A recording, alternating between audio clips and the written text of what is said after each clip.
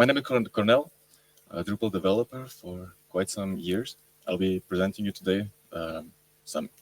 I'll be presenting to you some info about Livewire adapted to work with Drupal.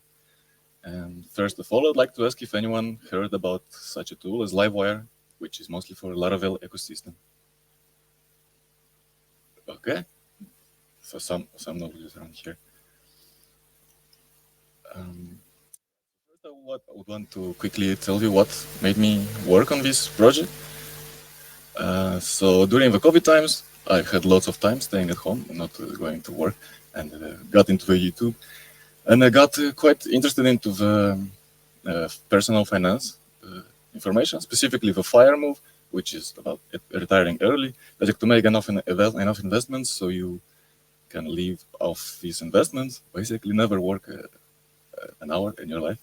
Yes, it's still a dream. But yeah, to achieve this, you just have to get an overview of your finances, like how much you have saved, how much you're going to invest, how much you need to invest, so you can live off of this. And first thing first, you have, to have these finances. And what I started doing, I started a spreadsheet where I would put like every month what I have invested in what performance it gained. So it would give me like a more or less an overview. Am I going on the right path or not? So yeah, at that time I was living in the UK, and I was converting everything into pounds. And then we had our problems there in the UK, the Brexit, the mini budget, and at that point euro was pretty much parity with dollar, but pound got even worse. So at that point I realized, like, okay, I'm doing pretty good in pounds, but in euros and especially in US dollars, like I'm actually not doing so great. And I wanted to have a more refined way to track what currency I had a specific time. So this give me a very granular way to see my value over time.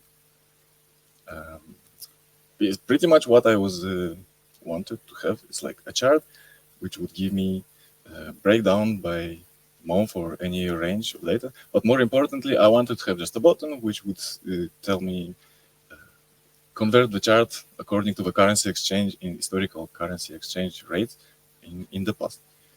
Something similar to this, where I would click the currency and this would convert me.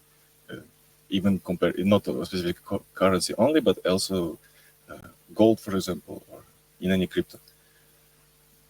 Spoiler alert, this is, I've built this, but I'll come later to this.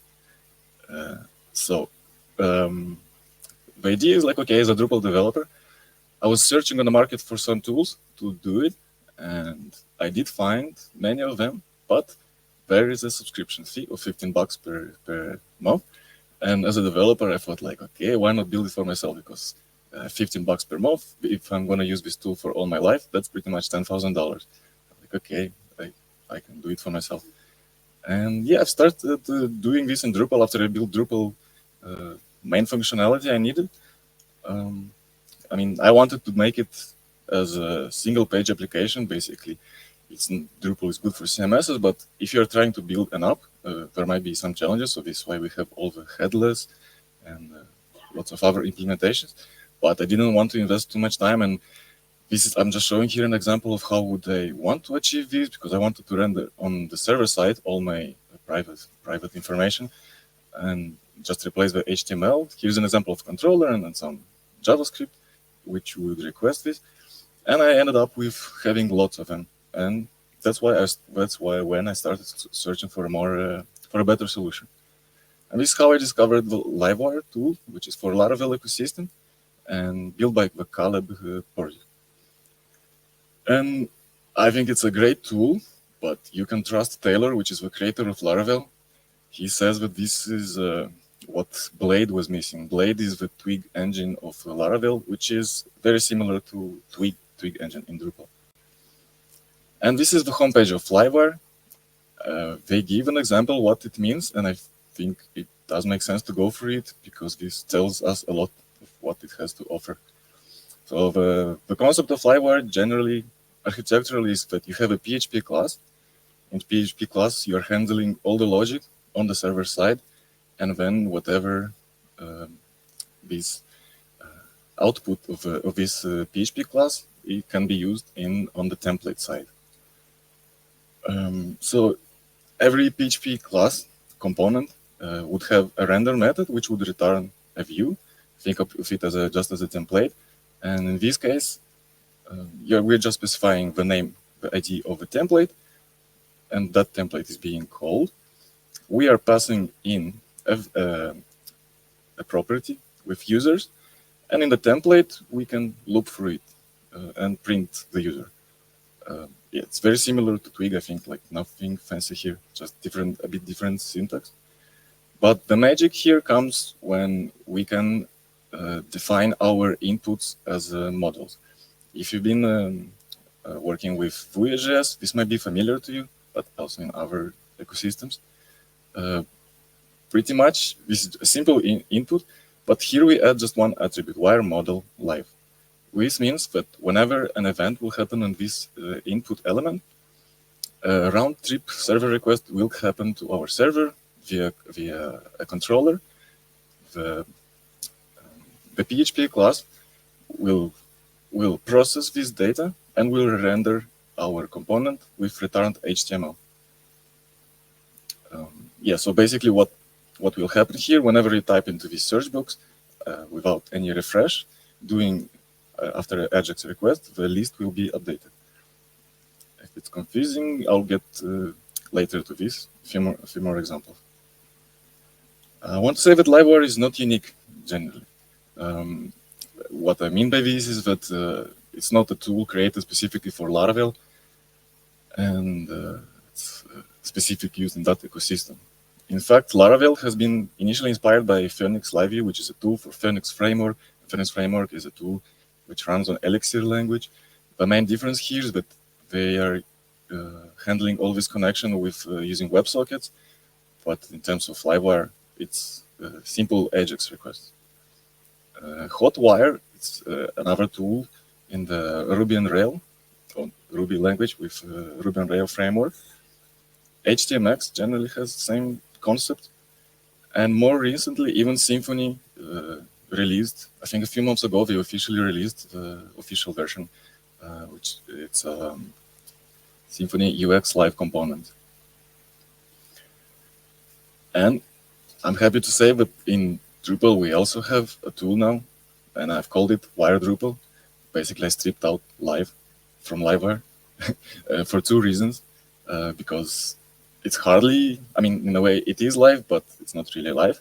But the main important thing is because by Wire, I can literally keep the same syntax as Livewire. And I can tell you that if you go to Livewire forums, forums related with Livewire, if you would search any problems people had in the Laravel ecosystem, but in Laravel this exists already since 2021, if I'm not mistaken, you'll find lots of answers already for you in Drupal. You just get rid of Laravel specifics. So I'd like to go through you some basics to hopefully prove that it's a very simple implementation. So yeah, I'm just having a PHP class on the left and a template on the right. In Drupal, it's an extension of plugin system of Drupal. So the class would just extend the parent component. You define the ID and define in the render method the template you would want to use for this component. So this render method would return this template. And we are defining here a public property count and give it the default value of 0. So this value is going to be available via Twig as a Twig variable in our template. Yeah, so since I defined the ID of this component as a counter, then how do you use it in your website? It's literally a Twig function you include in any other Twig template or as a renderable element, again, anywhere on your site. And what happens when we visit this page?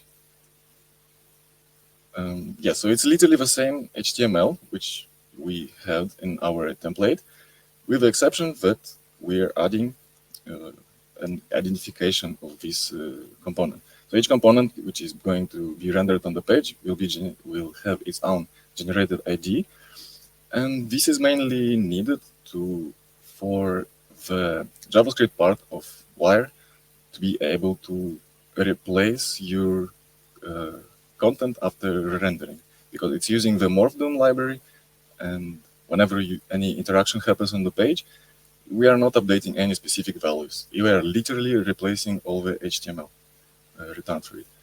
I also wanted to show that this is not purely just limited to this, but there is the instance of each component available via JavaScript. So in this case, by this ID, we can return properties from our PHP class. I mean, it doesn't make a request specifically another request to the server, but the frozen state of which we initially rendered the component, which is 0 in this case.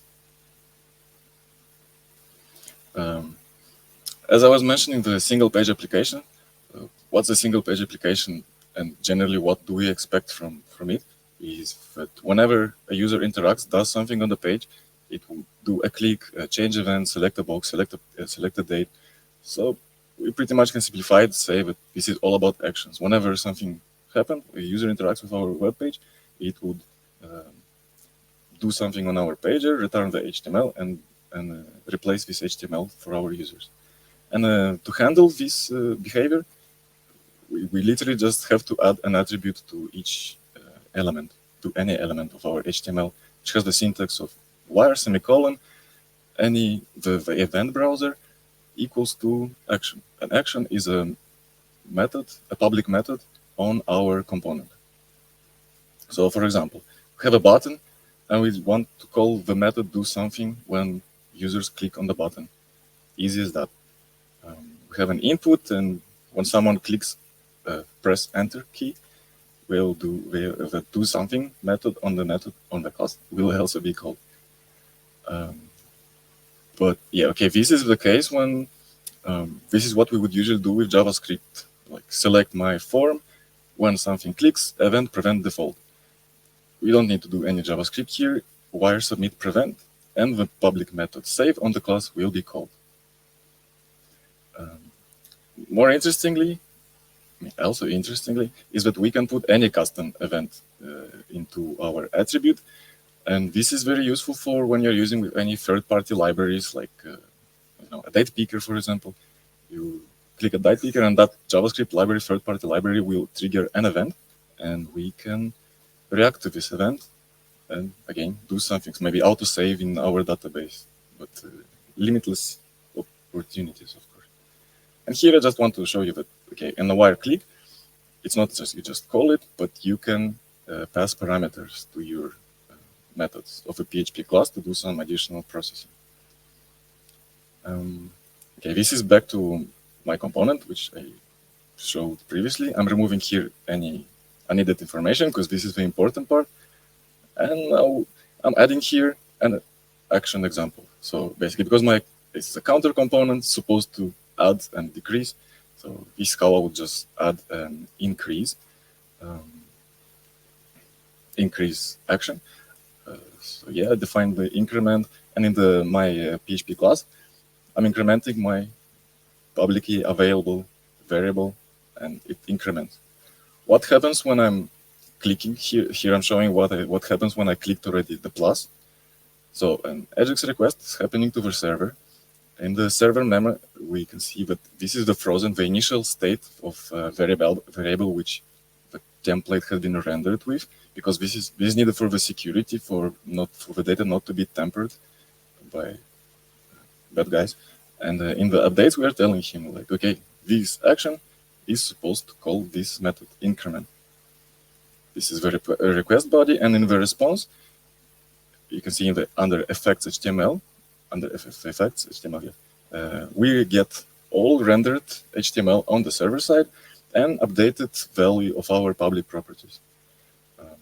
I probably didn't mention, but anything you define public as a public property on the PHP class, this data can become, in a way, becomes live, because it will synchronize in between frontend and server side. I'm also adding here a decrement. decrement function, similar thing. And just to demonstrate that, for example, I want the counter to decrement by 2. And I accept this argument in my method. So then I use this to decrease. I managed to do it pretty quick, so I'll try to give you a quick demo.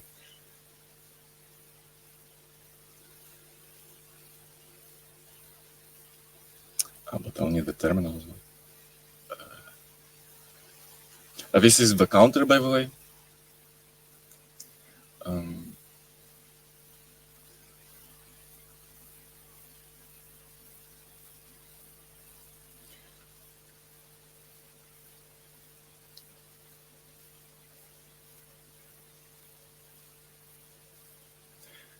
So what I would want you to demonstrate is I'll try to generate quickly a Drush component.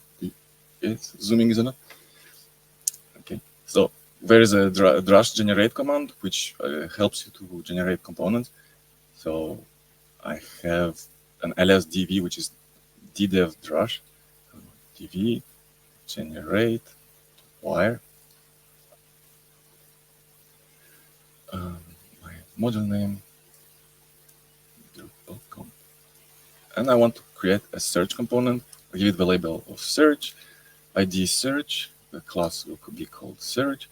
Ask me if it's inline template or a separate template, and I can tell you that there's not always need for the template. To have a separate template file, you can literally return in the render method any HTML. This is very useful when you have very small functionality.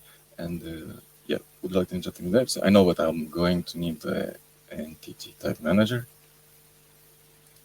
So I'll inject this service, and we've got 2 files generated under our plugins, the search wire component and search HTML. And in the search,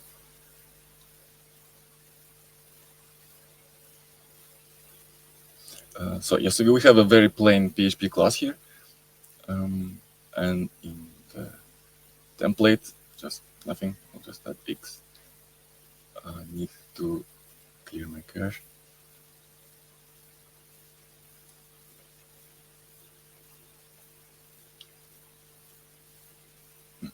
Okay, in my controller, I have included counter. I'll just change to search. So I have XSX rendered. And okay, so let's make it quickly a live component. So this is actually the website of the documentation of Wire. And I have here nodes, which are documentations about this tool. And I'll just make a quick search for this tool. And so what? We need an input. Since I'm using Tailwind, I know that I will need border class for it to be visible. Yes, and we need to define it as a module. So wire model equals search. So this search key is supposed to be the public property on my component. So public string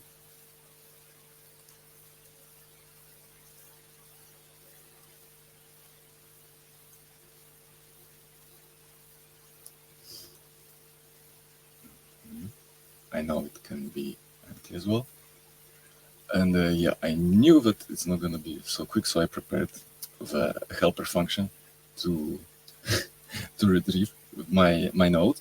And yeah, so as we defined already the input method, I know that we need to send some variables to it.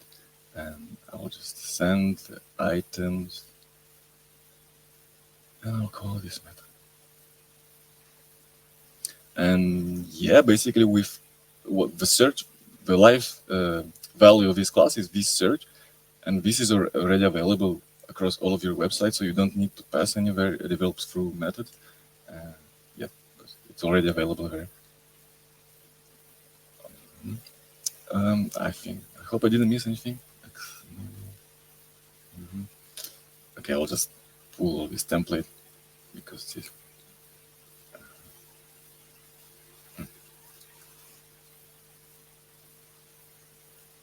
So yeah, we define the input and then loop through the result items, and we'll just print the link to the documentation. So yeah, initially there is nothing to be searched for. We just return normal results, and now pretty much on each type, a new request is made to the server.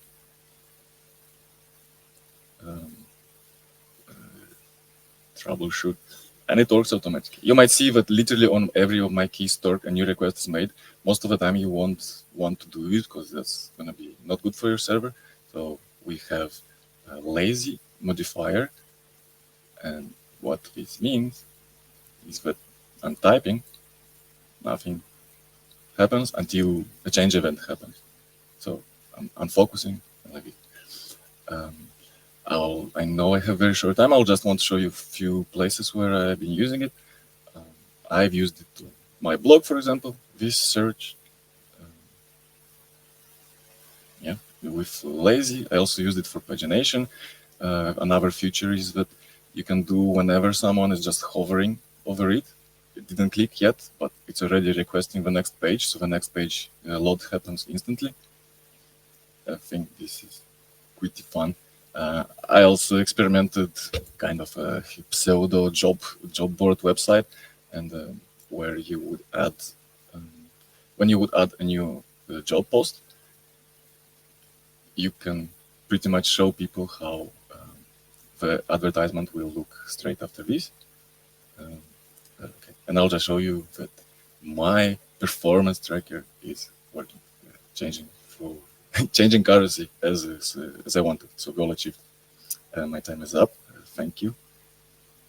Thank you very much. Hope you liked it.